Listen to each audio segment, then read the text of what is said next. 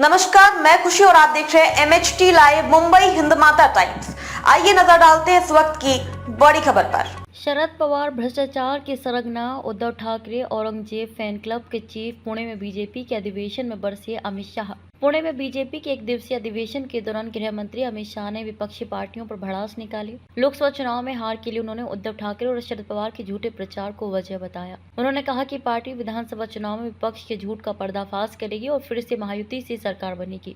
शाह ने शरद पवार को भ्रष्टाचार का सबसे बड़ा सरगना करार दिया, उन पर भ्रष्टाचार की संस्थाएं खड़ी करने का आरोप लगाया। उन्होंने उद्धव ठाकरे को औरंगजेब फैन क्लब का प्रमुख कहा। उन्होंने कहा कि उद्धव 1993 के मुंबई बम धमाकों के दोषी याकूब मेमन के लिए क्षमादान मांगने वालों के संग बैठे हैं। वे कसाब को बिरयानी खिलाने वालों के साथ और PFI के सपोर्टर की गोदी में बैठे हैं। उद्धव को शर्म आनी चाहिए। उप मुख्यमंत्री देवेंद्र फडणवीस ने पदाधिकारियों से कहा कि वे महाराष्ट्र में महायुति सरकार को फिर से चुनने के एकमात्र लक्ष्य के साथ उसी तरह काम करें जैसे छत्रपति शिवाजी महाराज ने हिंदवी स्वराज्य हासिल करने के अपने लक्ष्य का पीछा किया था और जैसे मछली की आंख पर अर्जुन का अटूट निशाना था। बीजेपी प्रदेश अध्यक्ष चंद्रशेखर बावनकुले ने दम भरा कि लोकसभा चुनाव में बीजेपी को भले ही कम सीटें मिली हों, पर उनका मतदाता आधार अब भी मजबूत बना हुआ है और इसे लेकर चिंता करने की कोई जरूरत नहीं है। बस कार्यकर्ता और पदाधिकारी मैदान में उतर जाएं। पुणे के सम्मेलन में अमित शाह की उपस्थिति में महाराष्ट्र बीजेपी के नेताओं ने जोरदार भाषण दिए। बड़े बड़े दावे कर पदाधिकारियों में जोश भरने की कोशिश की गई। फडणवीस ने कहा कि किसी के निर्देश की प्रतीक्षा किए बिना वे विपक्ष के आरोपों का करारा जवाब दें। उन्होंने निर्देश दिया कि नेताओं को अगले मुख्यमंत्री के बारे में अटकलें लगाने से बचना चाहिए।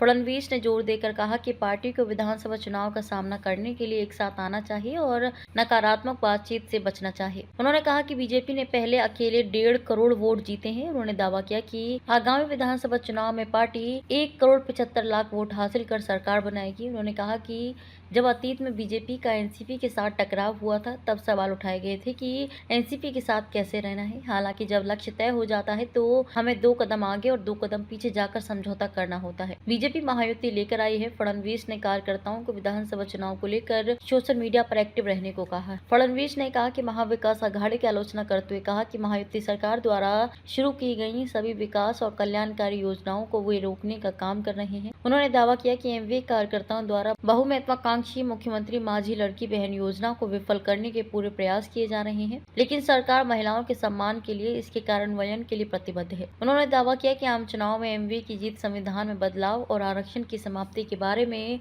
फर्जी बातें फैलाने के कारण हुई। महाराष्ट्र बीजेपी प्रदेश अध्यक्ष चंद्रशेखर बावनकुले ने कहा कि लोकसभा चुनाव में बीजेपी को प्रदेश में कुछ सीटों का नुकसान हुआ है, लेकिन उनका मतदाता आधार अब भी मजबूत बना हुआ है और इसे लेकर चिंता करने की कोई जरूरत नहीं है। उन्होंने कहा कि देश में हुए 2014 के लोकसभा चुनाव में बीजेपी को 1 करोड़ 33 लाख से अधिक वोट मिले थे। इस संख्या में बढ़ोतरी हुई है और बाद के विधानसभा चुनाव में उन्हें 1 करोड़ 47 लाख 9,276 वोट मिले। लोगों के बीच बीजेपी के लिए समर्थन अटूट है। हालांकि पार्टी ने इस लोकसभा चुनाव में केवल 9 सीटें हासिल की हैं। पुणे के सम्मेलन में केंद्रीय मंत्री नितिन गडकरी के नहीं आने की चर्चा गर्म रही। उन्होंने ट्वीट किया कि तबीयत खराब होने के कारण वे पुणे में होने वाले प्रदेश अधिवेशन में शामिल नहीं हो पाएंगे। इसके लिए उन्होंने कार्यकर्ताओं से माफी भी मांगी। अधिवेशन में उपस्थित सभी कार्यकर्ताओं को उन्होंने शुभकामनाएं दी और यह विश्वास जताया कि इस अधिवेशन से प्रेरणा लेकर नई ऊर्जा के साथ पक्ष को मजबूत करेंगे।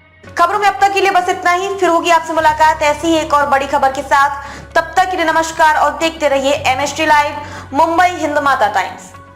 ऐसे ही लेटेस्ट अपडेट्स के लिए हमारे चैनल को सब्सक्राइब करें और तुरंत नोटिफिकेशन पाने के लिए बेल आइकन प्रेस करना ना भूलें। और अगर आप हमें फेसबुक के माध्यम से देख रहे हैं तो हमारी पेज को फॉलो जरूर करें। धन्यवाद।